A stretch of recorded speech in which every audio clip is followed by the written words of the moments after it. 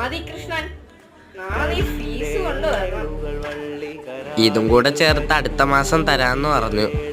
എനിക്ക് 2 തവണ ഫീസ് പണയം വെച്ച് പഠിക്കാൻ അനുവാദമില്ല. എന്റെ അച്ഛൻ ബിജുവിനെ ഞാൻ പഠിപ്പിച്ചതാ, നിന്നെ ഇപ്പൊ പഠിപ്പിക്ക. കാലത്തിന്റെ ഒരു അപഭ്രംശം.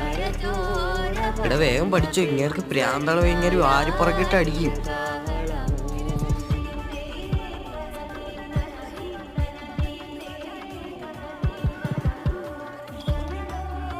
ഞാൻ വീട്ടിൽ പൊക്കോട്ടെ, പിന്നെ പഠിച്ച് കേൾപ്പിക്കാം. നിനക്ക് ഇവിടുന്ന് പഠിക്കാതെ പോവാൻ അനുവാദമില്ല. പിടിച്ചോ പിടിച്ചോ.